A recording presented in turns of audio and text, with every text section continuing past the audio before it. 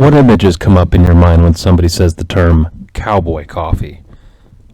For many, cowboy coffee means a campfire, a kettle, and a cup of DIY, unrefined, sludgy brown liquid that helps you warm up in the cold wilderness morning. In today's world of specialty drinks with creamers and textured flavored syrups served up at a moment's notice, one can certainly understand why so many people try to avoid cowboy coffee.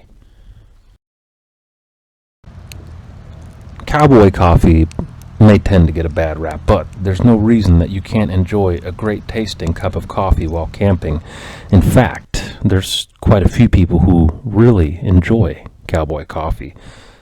There's a couple strengths, and the first one is that cowboy coffee is really simple and quick to make. There's no need for elaborate brewing systems, no French press, no scientific tools, and no special adapters for your equipment.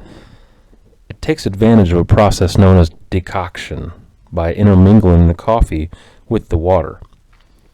Interestingly, the cowboy coffee drinker maintains and preserves a touch point with a way of life, an archaic utilitarian way of life from several hundred years ago. Next, the gritty, flavorful taste of cowboy coffee is unerringly authentic, a real representation of that rough, hard-working, wilderness-minded American.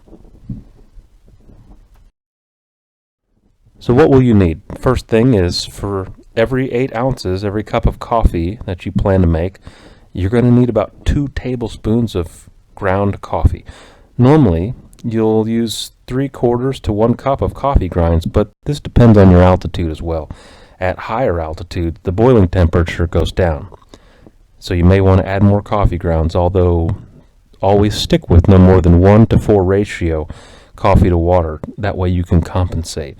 One other note, some people like coarse grounds and some people like fine grounds. This is really just a preference thing, but if you need to strain the grounds out, coarse grounds are going to be easier. For this amount of coffee, you're going to use 4 cups or 1 quart of water. We have to give you a warning. Don't use unpurified water from lakes or streams. It's dangerous. A good idea before you go is to measure your pot or kettle to ensure you know how much water you're going to be boiling, and measure the spoon that you're going to be using. That way you know how much it picks up. Doing this helps to mitigate extra equipment like proper measuring devices and ensures you have that proper ratio. That's extremely important. One tool that you should have with you is a good Nalgene bottle, and most Nalgene bottles are about 32 ounces. You'll also want ground up leftover eggshells if you have some. A heat source is pretty important, and there's different ways you can get after that, but you're going to want to be able to effectively and quickly heat your kettle up. Campfires are okay, but a good backpacking stove where you can control the temperature of the pot is best. Both methods come with different considerations, like leave no trace for campfires and weight and fuel for stoves. You're also going to want some sugar and salt, and we'll explain that. Step 1 is boil. So pour your 1 quart of water into your kettle and bring it to a rolling boil. If it can be avoided, try not to place your kettle inside of an open fire. Remember, you're going to have to get that out here pretty soon. Instead, place it on a grate over your fire. Bring your water to as close between 195 and 205 degrees as is feasible. And why that range? That's the point when the most dissolution happens with the coffee grinds. Your best cup is going to be brewed. Once it's complete, remove the kettle from the heat and let it sit for about 45 seconds. Now, there's one really important consideration here.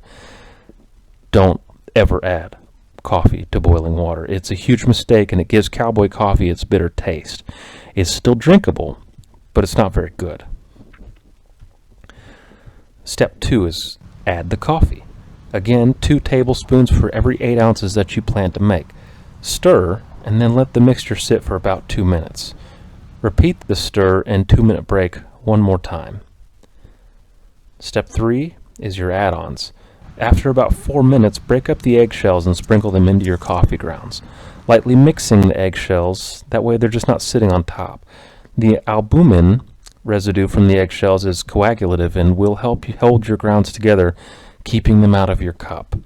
Eggshells are also alkaline and will help flavor the coffee by reducing acidity. There's a variation on this method too. In the hot, dry deserts of the American Southwest, or really anywhere that you might want to use this technique, Some recipes have called for adding about a pinch of salt. That way you can replace what you've lost in sweat. If you've done serious hiking or climbing on your camping trip, that little salt turns your coffee into a kind of wilderness-themed sports drink.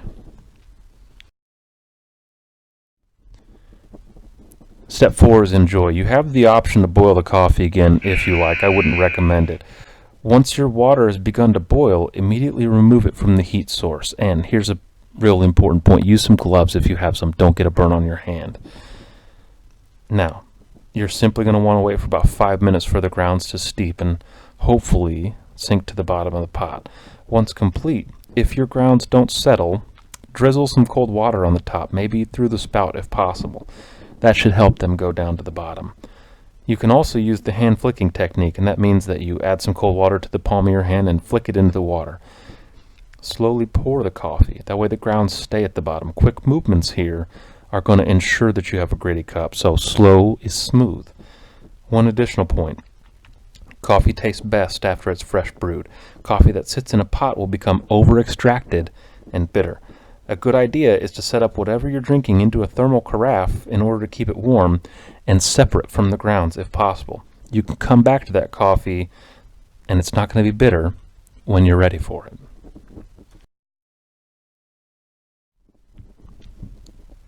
Hey, thanks for watching. Like so many food items born away from the internet, there are a lot of different recipes for the quote-unquote best cup of Cowboy coffee. Lots of different methods. We encourage that you should go review those different options. Give them a try. We don't recommend the one with the sock if you've been wearing the sock, but try that out if you like. Let us know in the comments about what you came up with. If you liked what you saw and you learned something, like and subscribe to our YouTube account. That way you can get updates.